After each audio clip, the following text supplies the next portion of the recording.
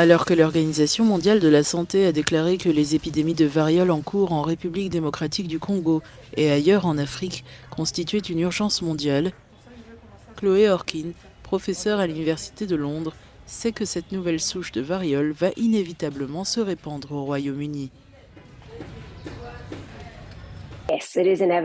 Il est inévitable que cette nouvelle souche de la variole, qui a débuté en 2024 en République démocratique du Congo, et qui s'est maintenant répandue dans au moins 9 pays voisins, arrive au Royaume-Uni par le flux des voyageurs internationaux. Cela ne veut pas dire qu'elle se propagera largement au Royaume-Uni, car nous avons la capacité de diagnostiquer et de rechercher les contacts, ainsi que de vacciner les personnes qui ont été exposées à la maladie.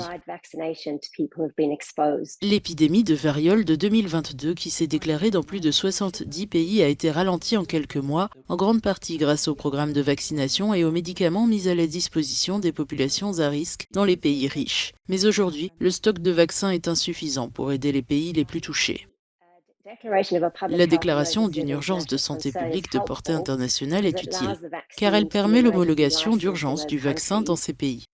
Il y a eu quelques promesses de dons provenant des stocks en Europe et aux États-Unis, mais il ne s'agit que d'environ 250 000 doses, alors que des millions de doses sont nécessaires. L'entreprise qui fabrique le vaccin ne le commercialise pas en Afrique et affirme qu'elle s'appuiera sur des dons à ces pays. Mais les besoins se chiffrent en dizaines de millions de doses. Le Congo et plusieurs autres pays africains sont particulièrement touchés, avec 96% des cas et décès enregistrés dans cette région. Bien que les autorités congolaises aient demandé 4 millions de vaccins aux donateurs, elles n'en ont encore reçu aucun.